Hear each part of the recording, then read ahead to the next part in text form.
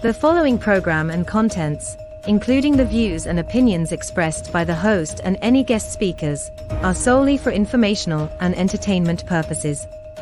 The views and opinions expressed are not endorsed or supported by Relmar McConnell Media Company, the X-Zone Broadcast Network, their employees, affiliates, or advertisers. The host and guest speakers are solely responsible for their own perspectives, and their views do not reflect those of Relmar McConnell Media Company, the X-Zone Broadcast Network, their employees, affiliates, or advertisers. The information provided in this program should not be considered as professional advice or as a substitute for professional consultation. Listeners and viewers are encouraged to form their own opinions and seek independent advice when necessary. Relmar McConnell Media Company, the X-Zone Broadcast Network, their employees, affiliates, and advertisers hereby disclaim any liability for any claims, damages, or losses incurred as a result of the information presented in this program.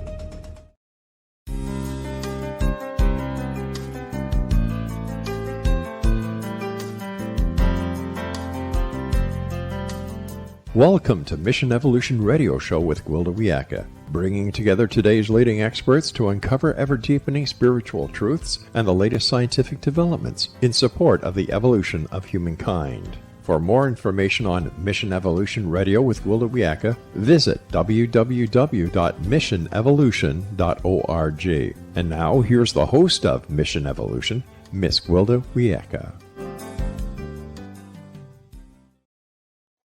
So glad you could join us.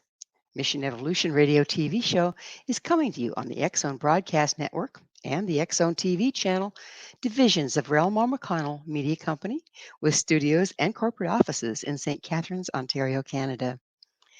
This hour will consider finding what's right, following inner guidance. Many of us tend to look outside ourselves for answers. This is only as effective as the reliability of the sources we consult. Yet, this is our life, not someone else's. Who else could possibly know what's right for us?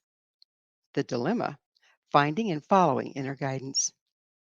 Joining us this hour to discuss the concept and viable ways to achieve it is SWAMI TIRTHA. Over the past 50-plus years, SWAMI has presented on White House Commission on Complementary and Alternative Medicine Policy, wrote 2 #1 best-selling books, taught about meditation, holistic wealth, developing intuition, and living in harmony with natural cycles. He earned his Doctorate of Science in Ayurvedic Medicine Research. His website, orangecowboy.com. Swami, thanks for joining us on Mission Evolution. Thanks for having me, Gwilda. It's a pleasure to be here. So let's start out with, how did you come by the name Swami?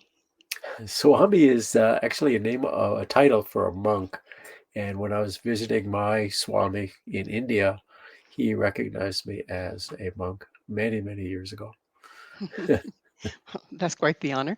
So where did you get your degree in Ayurvedic medicine?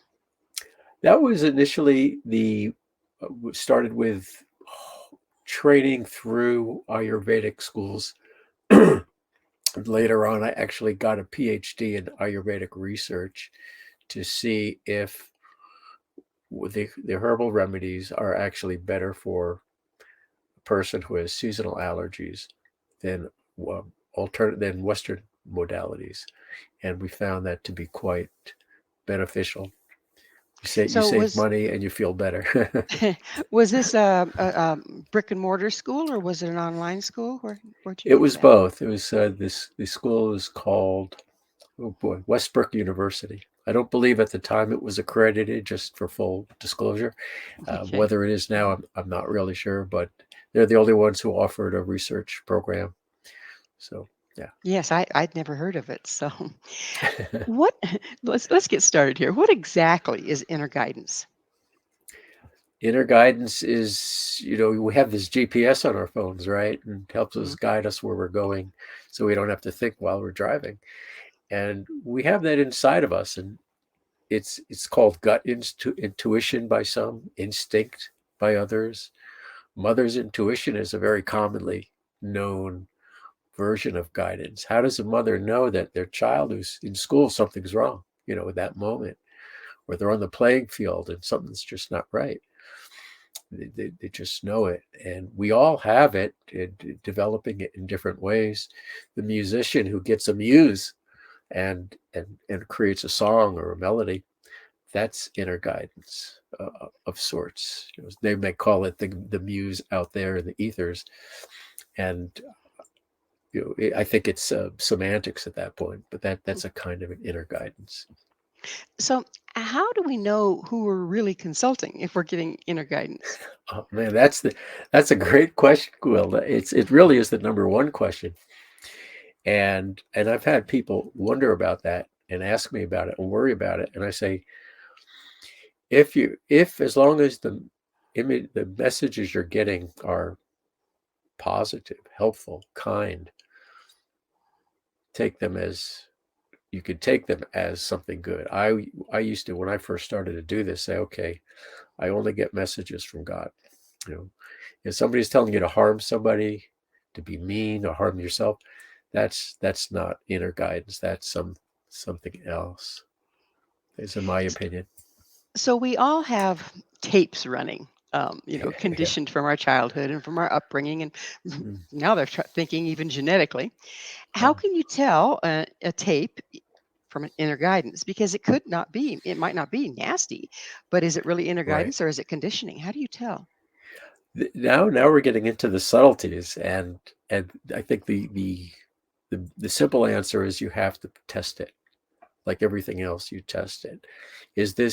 What are my goals? How do I feel? Like I feel, okay, so let's take an example. Your parents were immigrants and they just had just let's get my family fed and clothed and educated and maybe do better than I did. That was my parents' generation view for us.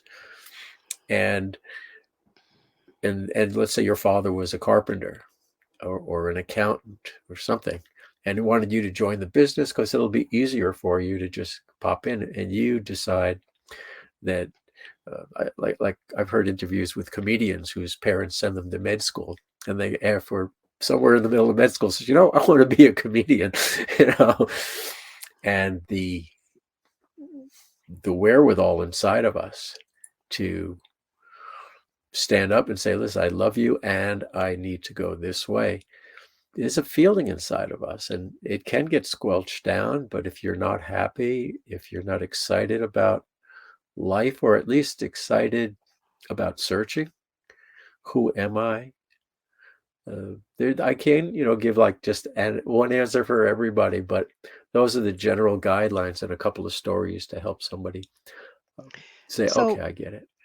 So, how much does our intention, conscious and unconscious, what role does that play in what inner guidance we're going to get? Because there's a lot of information out there. So, how does that play in? Actually, the first part of that, what you just said, is very funny. I say, turn down the noise in my life. Every day, there's all sorts of stuff, whether it's in the media, whether it's with friends, whether it's anywhere. It's just too much. What is the essence? What do I need to get where I'm going? So first is, am I healthy? Am I happy? Am I friendly? Am I smiling to other people? And then everything else is not as important. And in terms of what was the actual question? Because the second part of your was very the first part of the question was, how much of a role does our intent, conscious and unconscious, play in the type of messages we're going to be getting? I think intention is really everything, because it sets if you have an archery target and you're aiming in the wrong direction, your intention is to see that target first, and at least you'll be closer to the direction. So what are those intentions when we wake up? I intend to be helpful to myself and others. I intend to be joyful, or I intend to be healthy. I intend for the highest good. I always start the day, thank you for making this a day of the highest good for all, because I don't know what that is. And to take that a step further, if I have to make a phone call to someone I don't know or someone I do know and I'm getting nervous about what that call is going to be like, I'll say, thank you for making this call the best call possible. And then I make the call. So from what you're saying, not only intention, but gratitude plays in there? Absolutely gratitude. Absolutely gratitude. And the way I was stating that was as if it was already happened. It already happened. Expecting it to happen. Confess it and you possess it kind of stuff. Yes. So do you have personally, do you have a specific way that you are mindful of your intention? Because a lot of our intention is unconscious. Do you have any tools to use to bring the intention conscious and correct it if it's not what you want? Boy, there's so many ways to do that. So I think it depends where if people are in different places and different stages. When I moved up into the country, it was just silence. So all I heard was my thoughts and nobody else's. And I noticed some of those thoughts were getting me tense. And I said, okay, let's work on that. I can't blame anybody else. So one of them is don't blame people. Find some time, find some space, whether it's 5 minutes or if you're in the car. Sometimes people find that a meditative state. Certainly keep your eyes alert when you're driving, or get outside, get in nature, have some healthy food, have some good social context, positive things that make you light and laugh, things that you could do to just, it's not so much that we have to do something as much as it is we can default back to our natural self, because there's so much information going on. Let's put it aside and just let's find out where we default back to. So again, I ask, if you're trying to organize your personal intention and bring the unconscious conscious, how does one do that? Well, there are tools. There are things like tapping, emotional freedom technique, and you can find free on videos, tapping certain acupuncture points that help reset your system for you.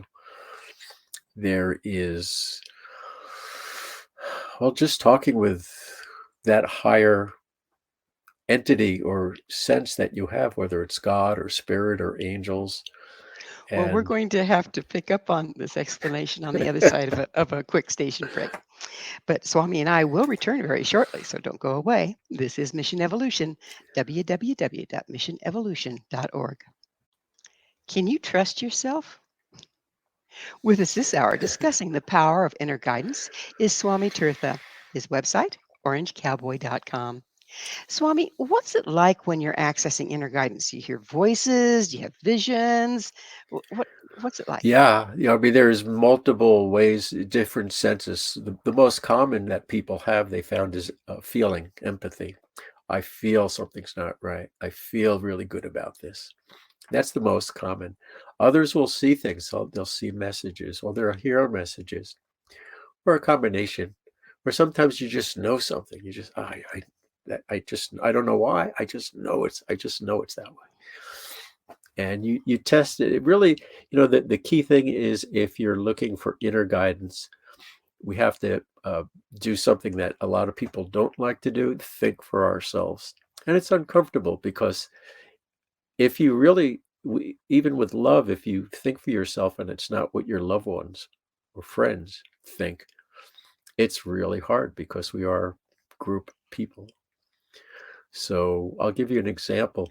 When I moved up into the country, sometimes I'd be outside and I would hear these kind of gentle whispers, and I'd never heard them before as frequently. So, for example, I would hear something say, "Oh dear, would you like to do this?" Not like, "Hey, do this.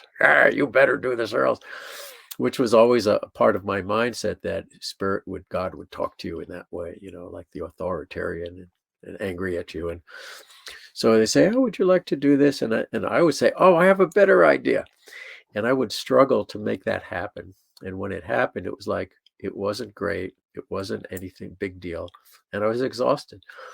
And so then I finally, when I would hear that, I would say, "Oh, okay, let's try your way." And even if it wasn't the way I thought I wanted, it is like God, the angels, spirit brought made it happen for me in a way. I participated, but it was easier. It was fun. It was divine. It was the best. So it's a learning process. And it goes on to today, because it always goes deeper, like love grows deeper. So when you were hearing it, are Mm. you hearing it in your ear or are you hearing it in your imagination? Oh, that's a great question. And I don't know if I could have answered that at some point, but it's definitely audible. Imagination would be like fantasy. Usually imagination is, oh, what's going to happen if I don't do this? It's like worrying about the future or hoping about something. Oh, I hope this will happen. But that's me, and you start to get to know it over time. And it starts off usually very faint and quiet. If there's really times that something's important, the volume will come up or the feeling will come up. Like one time I went to visit some folks out, and I had a feeling to get out of New York State. That's when I was living in New York State. And my friend invited me out to Wyoming. That was the summer that the grid went down in New York State. So somehow I had that feeling beforehand. So I listened, but then I didn't listen. I was sitting in the front yard. I just got there. It was a long drive, a long flight. I'm sitting there, I'm feeling, I got to get out of here, get out of here. And I said, no, I'm tired. I'm sitting here. And all of a sudden a bird comes by and right on top of the head. So be playful with it too. The idea of all this is finding inner joy. The So more we the connect. the bird eliminating on top of your head sounds like a bit of an omen. Do you work with omenology within this, like the signs you see in Yes, nature? absolutely. Absolutely. Omens, that is a great way to, to to validate what you think you heard. Like again, going back to moving upstate. When I first got there, it was things I hadn't planned for and wasn't ready for. I thought, well, maybe I heard the message wrong. So I said, okay, God, I've never done this before, but I really need a sign from you. Did I do the right thing? Did I do what you asked me to do? All of a sudden, outside of the window, there was this hawk in the sky, a red-tailed hawk, which, wow. And if that weren't enough, it landed on a tree, and it never ever did that before or since, right outside my window. I said, okay, I'm taking that as I'm all right. I did the right thing. It's just some challenges I got to go through. So from what you're saying there, you're speaking about God and a higher source. Mhm. Does a person have to have belief in God or in a higher source or be religious in order to find and follow inner guidance?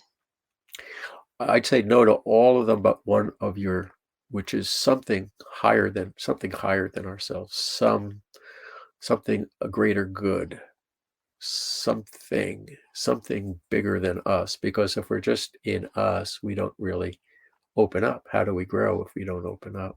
So you don't have to call it God. You don't have to call it angels. You don't have to call it spirit, but something. Even people who don't believe in God will believe in. I'll say, well, what do you believe in? They'll say ethics. Okay, something good. And as long as any of those choices are applied with love and in understanding as opposed to harshness, then it will be successful. So again, that begs the question. So who are we consulting? Who do you want to consult? I think We'll that keep comes asking to, different ones till you get the answer you want, right? one time I was back in the day, I used to say, I'm just talking to God because I don't know who else to trust. It's God and God and God. And that served me well. And then one day I was driving in the car. It was a beautiful day, blue sky, cumulus clouds, very expansive. And I heard God say, I want to introduce you to some more of our family members. And that's when I got introduced to the angels. Mm. And so that's when I started to work with the angels. So and then we can filter it down as you get to know yourself and you get to comfortable with whomever it is that's giving you guidance. They unfold, they make suggestions. They'll say, this is an experience I have a lot. I'll hear, oh, ask this question. and I'll ask the question, and they'll say, "Oh, funny you should ask that question. I have an answer for you."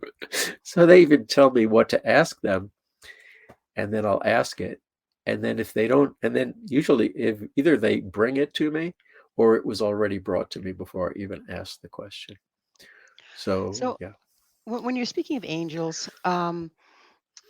and omens for that matter, Mm. are we looking at a metaphorical representation of a particular energy or source? By metaphor, you mean like a symbolic? Yes, because things tend to appear differently to different people. Right, right. So that's what I'm trying to get the explanation for. So some people are hearing it from angels, some people are hearing it from the wind, some people are hearing Yeah, it from, yeah. So is that would is does that mean that these are metaphorical things for the same energy? Yes, I think, yes. Okay, so semantics is probably a word I'd say. It's who's talking to you could be semantics. It doesn't matter as long as you're realizing it's filling your heart, it's filling your soul. And if an angel says, "Why don't you go to town today?" Or if you have a feeling to go to town today, somebody else has a feeling to go to town today, and someone else gets a call from someone who says, "Hey, you want to go to town today?" They're all omens of sorts to go to town today. So what is the major things that stand between us and being able to receive accurate information to guide us through our lives? Boy, you ask real good questions.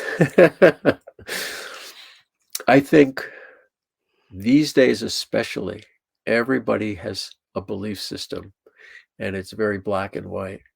It's what I believe. This is it. Do it this way. And there's not much room. So it's much more challenging. But I feel at the same time, the blessing in that is it forces us out of like desperation to say, well, wait a second, wait a second. What is it? Who am I? Where am I? I got to center myself. I gotta know what I got to know. And so I think that's the important and the benefit of focusing on it. It's easier to focus on it today. Speaking of today, we're pretty much in unprecedented times between the technology just taking off and Yeah. everything that's happening on the planet as far as um, weather changes and wars and Mm, you know illnesses and pandemics and so the old rules aren't applying, I guess is what I'm trying to say. At least they certainly aren't to the way that we're right. used to. Yeah. How Yeah. can we reliably use inner guidance to find a way in such unfamiliar landscape? Oh boy. So I think there's two questions. One of the things for me is to say, well, because everything I find is a pattern, everything is cyclical, just like the seasons. And so I started asking God, spirit angels I need to know what's going on. How is this? When is this going to end? How is this going to end? What can I do to prepare? What can I do to protect myself? And I started to be shown there are a number of books that talk about cycles that happen in our life. And some of them could be as far back as shamanic lifestyles, shamanic life cycles that go thousands, tens of thousands of years, but more since the birth of America, there's like an 80 or 90-year cycle that happens, and it happens over 4 stages of 4 seasons. And while you said it's an unprecedented time, we've had the unprecedented time 90 years before and 90 years before. So the American Revolution happened at the end of the fourth season of a cycle, of an 80, 90-year cycle. And then the Civil War happened, which actually, that is probably the roughest of all the fourth ending cycles, which we're in a fourth ending cycle, according to these authors. So that alone helps because you see, as dire as it looks, it's going to end, and we know roughly when it's going to end. And we know every first cycle beginning is way better and more enjoyable for everybody than the fourth cycle, which everything was ending and breaking down. Yes. We tend to not um, let go of things as easily as we take on new ones. Is that, do you suppose, why we go through so much suffering at the end cycle? I think so, because simplicity, who was it, Emerson, who said, nature teaches us simplify, simplify, simplify. And you look at the spring things grow, the summer you celebrate, and then the fall we let go of things. Things die off, the trees here on the East Coast and the Well, maple speaking of trees. dying off, this segment is dying off, and we're getting ready for a new one. Swami and I will be right back to continue our discussion. So stay right there. This is Mission Evolution, www.missionevolution.org. How do you connect with something you can't see? This is Mission Evolution, missionevolution.org. We're continuing our conversation with Swami Tirtha. His website, orangecowboy.com. Swami, you were talking about cycles, and before that, you saying, "Well, what's going on here? What do I need to do to prepare?" Mm, So that sounds like you're not necessarily seeing things as predestined or fate. right, Is is right. is? Would you explain that for us a little, please?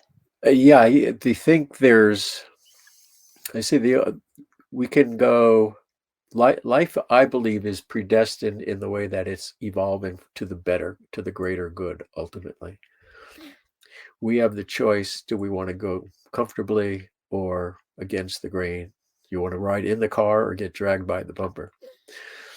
So my feeling, and it's also been more validated from life experience, there's a certain natural beauty and natural harmony that if we follow that, things are easy for us. We have the choice, we have the freedom to say, I'm not going to wear a coat even though it's 30 degrees below zero outside. But it's 30 degrees below zero, and we could prepare for it. We could have wood in the wood stove. And so there is freedom of choice to choose a more harmonious, a more flowing direction, a more loving direction, or something other than that. I do believe that, yes. So, like the wave is there, the wave is crashing to shore, Right. and either you can surf it on a sweet spot or be drug into the undertow. Is that kind of Yeah, what we're yeah. looking at here? Okay, Yeah, so but the wave is the cycles in that sure. analogy? Yeah, absolutely. Yeah. Okay, There are so cycles. Yeah. you spoke of the cycles that go along with the four seasons that happen every 90 years. But Right. what about the wheels within wheels? There's all sorts of overlording cycles, aren't there? Yeah, those are the ones that are, because they could go back. I mean, if you look at the ancient shamans, you look at the ancient Hindus, they talk about these yugas or cycles that are hundreds of thousands of years. And none of us have been around that long. And we see in the writings of the Hindus, back in the day, they talked about how, when the universe would end, what's in the universe, how big is it? And now modern day astrophysicists validate that. They come up with it with machinery. And I was just watching an ancient alien show the other night, and there was a group out of Africa, well, out of Israel, but then they out of Egypt, and they wound up in India, in Africa, and they talked about one of the stars up in Orion's belt that you can't see with your naked eye, and now modern telescopes can see it.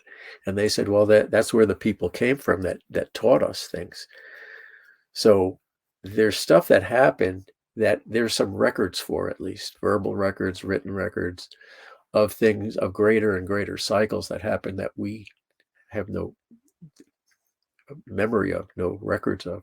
There are people that talk about Lemuria and Atlantis, and how great civilizations fell because they became greedy or something. Uh, and there's evidence of civilizations that all we see are their skulls. And what happened to this once thriving But did they culture? did they fall because they were greedy and bad, like we would have been led to believe? Or do they fall because the cycle no longer supports them?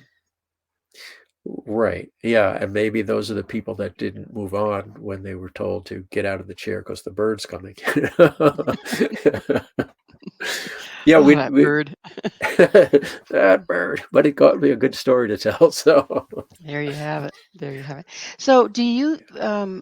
We have a lot of prophecies from a lot of different nationalities and backgrounds and yeah, indigenous cultures. Do you think that the prophecies came from observance of the cycles and what they're going to support? I think I can't say I know anything, okay, but what I've heard different plausible suggestions where perhaps aliens came down and taught us things. A lot of races say that they were the star people came. The Native Americans talk about that, and so many cultures talk about that. So I do believe that there's probably some more intelligent race that came down to help us get started. But did they come down, Swami? Did they come Yeah. down in physical form, or is this some of the inner guidance that the people were getting at the time? I would say it'd have to be both at different times because they do draw pictures in petroglyphs about the spaceship people that came down. And at some point, I think in a cycle, they said the cycle's over. It's time for us to leave the planet. And when it was recorded, when they left the planet, that's when our Western science started to take over. We need to prove things because we don't have the guidance of our divine parents or spiritual parents or elder brothers and sisters or things like that. Well, we do have some interesting dichotomies. That might be the right word, Sure. where the cultural base at the time does not support the achievement. So, say for instance, the pyramids in Egypt Hmm. or the Mayan calendar. I mean, it's based on cycles that are Right. the way things move in the galaxy. Right. And Right. they didn't have a telescope one, like you said. So, how was this coming about? How do you explain that? Yeah, to me, that would seem to be more than guidance, internal guidance, because there are things that I can do. I can talk to God and angels and get feelings. But when things are much more involved, if it's just me and do I go this way or that way? Do I say this or study that? But once you're interacting with a culture, I think you need some extra help. Now, I will say that in the Vedic culture from India, they believe the whole universe is inside of us. So ultimately, it's all internal guidance. But it's like if you're an intuitive musician, it is still good to go see somebody who's a great musician and say, "Well, how'd you do that?" I mean, so I think it's both are needed. When you speak of the Indian belief that the entire universe is within us, Right. but in our culture, we've increasingly gotten away from being present in our bodies to Yeah, go inward. I know. Do you think this is affecting our ability to access inner guidance? I think it's part of the fourth cycle. I think it's the part of everything's we're looking in the wrong directions. We've had it too good for too long, and we've forgotten why we, how we got there, why we got there. And again, it's not like we're doing anything wrong per se. It just, the leaves are falling off the tree. It's not our fault. It just, they're falling off the tree, but we can prepare for the changeover. So I think it's, it's happening. There was an ice age, the glaciers melted, or there was an ice age when there was just dinosaurs on the earth, and then the glaciers melted. They didn't have things that we did to cause the glaciers to melt. So these are cycles that happen without blaming anybody. At the same time, do you feel that we are contributing to the acceleration of the changes, the earth changes, the weather crisis we're looking at? I'm sure. Again, I think it's both. I think it's a bit of both. We can make the case that because the leaves are falling, we have to change what we have to spend time raking the leaves now. Um, and at the same time, if we're flying planes too low or drones too low and they're knocking the leaves off the tree, then that's contributing to it. I'm making a very simple analogy. So I think, again, I don't want to, there are people doing things that we're all doing things in our own way. The bigger the person publicly, the more we see what they're doing that we think it's not right. But in my own life, I say, well, if I can blame them, then, when you point a finger and blame, you have three fingers pointing back at you. So, yeah, there are things that I wish wouldn't be happening, those things that I can't particularly change. If we were talking about inner guidance on a Mm, personal level, but yeah, you briefly brought up the guidance we need as a culture. yeah. How do you access that? And who does the accessing? Wow, boy, nobody's asked me that question before. I'm going to have an intention for higher purpose to answer that. So I'm getting community, and I've been actually getting that message for a long time because I've spent most of my life quite reclusive, even as a young person. And the last, I don't know, many years now, I've been hearing community, and it's not necessarily your family, your birth community. It's the community of like-minded, like-hearted, like-spirited people that you feel good with, you look after each other, you support each other. So if there's somebody who said, I really want to tell people in the world about aliens and what we're talking about, they would read books, they'd go to meetings, they would start to meet those people and feel really good about that. So I Is it, think that's, yeah. I'm sorry, is it like you're saying that each of us has a little bit of the information, so when we bring it together, we get a larger picture? I think that's absolutely true. I I didn't say that wonderful thing, but that's absolutely a part of it. The different cultures, the Hindus have a lot of knowledge, but this culture has more action oriented, and um, so I do feel that's a part of it. And I was speaking more on the one-on-one level because I do want to at some point bring this back to the one-on-ones, because as good as all this is, there are people out there who are just struggling day to day, and they don't even think like that. Um, and although I think people watching this show already think like that, but I think it's to understand people. Like I have a friend who lost over the course of their life, they lost two children, Mm. and what they went through and how they went through it. They got through it because of their conversation with the Blessed Mother, Mother Mary. Mm.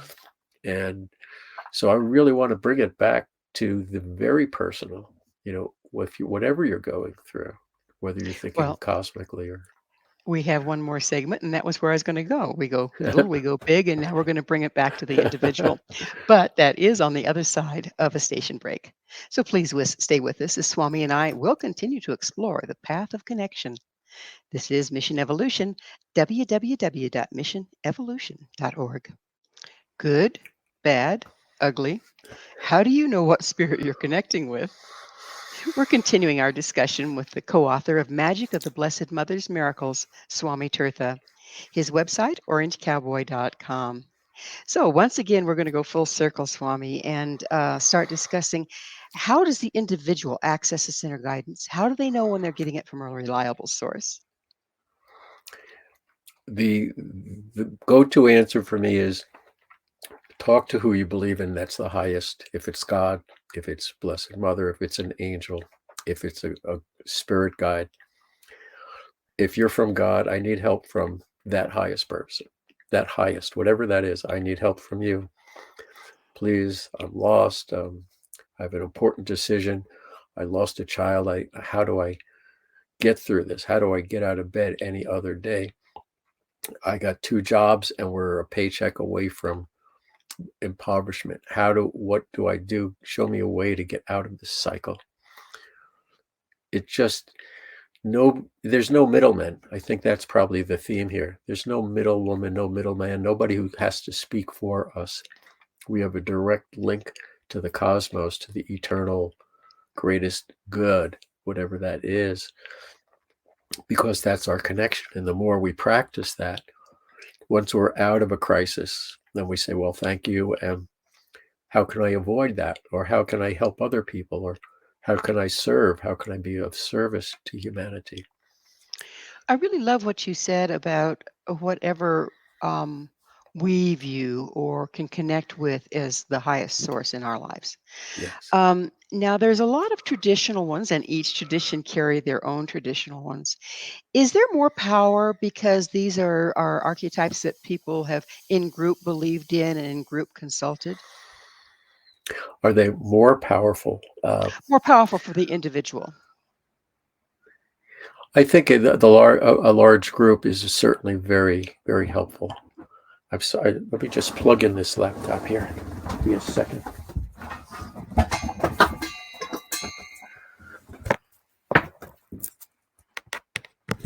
Okay. Did you connect with the higher source? Yes. Or at least the source of power? The source of power. See, even spirit has a good sense of humor, and you Absolutely, picked up on it. So what I was asking is there are archetypes, the Blessed Mother Mary, Yes. Buddha, we could go on and on and on and on, Yeah. that a lot of people have believed in for a lot of years.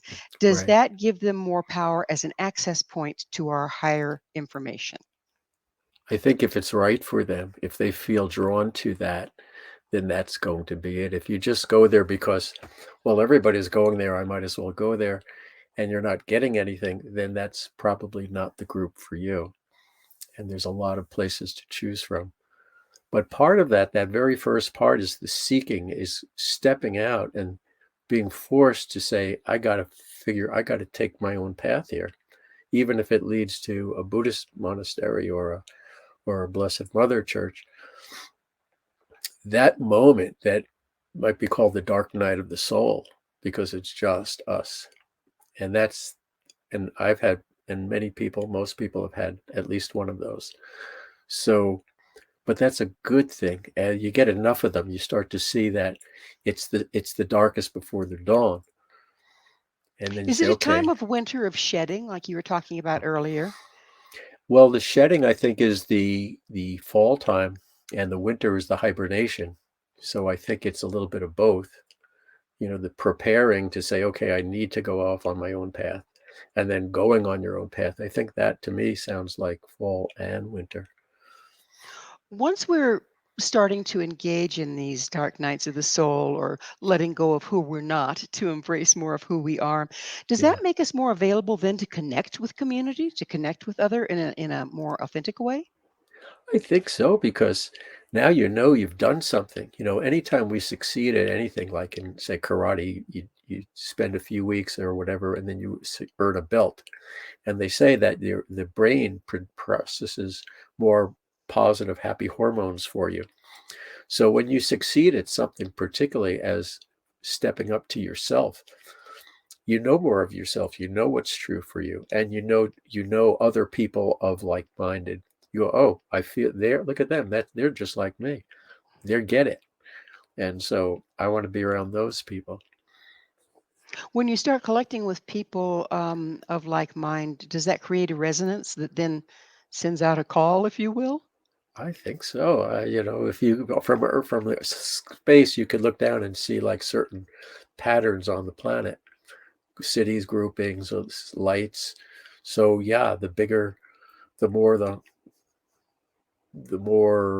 the people, the bigger the wave, the bigger the vibration. I do, sure. The bigger the love. Does our inner guidance take into consideration these cycles you were talking about?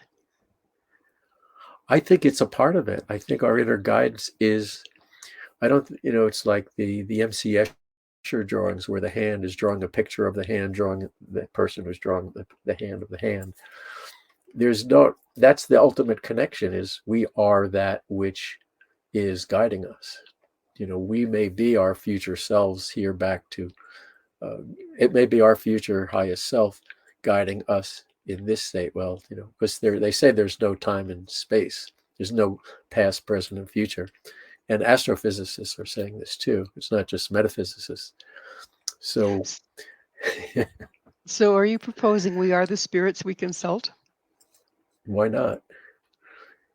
It's certainly better than something that a lot of people go through, which is low self-esteem and self-hatred and things like that. Those are things we really want to get rid of. Those are the things that you asked earlier. How do we get out of those if we don't even know we're in them? It's a dilemma, isn't it? So, Swami, it's about time in the program when I get to ask you, what's your mission? My mission is continue connecting and sharing the patterns of connection, the patterns of life with others, so they can enjoy that pattern of cycle and connect themselves more. So, how do cycles apply to interconnectionness and events that affect our lives? Well, I think we've kind of covered that. I think that right now people are feeling something. Whoever you talk to out there, whatever side, there's multiple sides, there's multiple groups, and they think that they're opposite of the other people, but they're all saying the same thing. This is a time of major changes coming up. This is a great transformation that's happening. Some, like the Indians, talk about the Sat Yuga, the paradise that's happening. Others talk about it more in a person-based approach. And leaving aside what the belief is, everybody's saying this is the end of a major cycle. And we all know it. Our inner guidance is telling us that. And you just pick the group that feels like that's the group I connect with. That's the way. Which car do you want to drive in? Some people like little sports cars without roofs on them, convertibles, and others like SUVs, and others like trucks. And whatever you like to drive in, get in that path and get on that road. Get in a group with campers and go camping, whatever. Will following one's inner guidance eventually lead us to our soul team, if you will, or the people that we have here that we can do something good with? That's my experience for sure. Absolutely. And the people I see around us. We had a woman recently. I wasn't there, but she was with our friends. And all of a sudden she started having an awakening that she hadn't had since she was 5 years old. And she started talking to our friend's horse who was in the barn. She goes, "Oh my God, your horse is talking to me." And for hours nonstop, she says, she's afraid of this. You got to stop changing things in the barn so much. And so we see people waking up like that. It's just so beautiful, but it's around people who support you and love you. Because if she said that around other people, they'd laugh at her or tell her she's crazy or Suggest some whatever. meds. Yeah, that sort of Yes, thing. yeah. So, do you think that we're in a part of a cycle that is really promoting this interconnectedness and our inner guidance? There's you've heard of Krishna, Hare Krishna, the Krishna Mhm. from India, and he's talking about these cycles. And the Kali Yuga is the dark age, and then the Sat Yuga is the golden age. And he said, in this darkest of age, when that was the time he was talking, he says, it's the darkest of times. It's the most difficult of times. People don't have the brain power to say the proper mantras properly to improve their life. So in the darkest of time, I've given you the easiest way to come to me. Say my name, see my face. That's all you have to do. So, the silver lining in the cloud, at the darkest, most challenging moment, we have the easiest way out of it. It sounds like each of our icons are something that we can align with when we can't do anything else. Is that what Yes. you're saying with this? Yes. I find that is certainly absolutely true. When you say I can't do this on my own, I let go. I let go and let God as an expression. Well, we're just about out of time altogether, but what's your vision for the future should more of us access and follow our inner guidance? Get in groups, seek out what you love to do. This is not the time to just do things to be socially accepted. Do things that you need to do for yourself, because life's just getting too hard to hold on to all this other stuff. As much as we want to help people, we have to help ourselves first, and only then.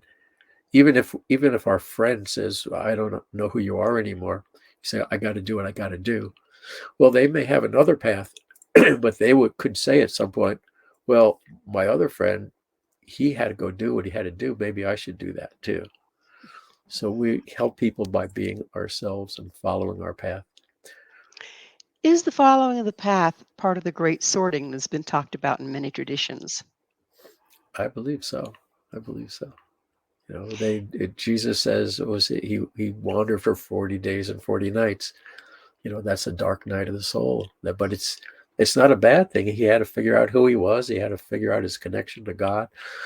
So There he we had to have get it. away from all the social media for a while. No, I'm kidding. Well, unfortunately, Swami, we are out of time. Thank you so much for joining us on the show. Oh, it was an honor and a pleasure. Thank you, Gwilda. Our guest this hour has been author Swami TIRTHA. His latest book, The Magic of the Blessed Mother's Miracles. His website, orangecowboy.com. This has been Mission Evolution with Gwilda Wiyaka. For more information or to enjoy past archives, visit www.missionevolution.org. Please be sure to join us right here next time, because this mission will continue, bringing information, resources, and support to our evolving world.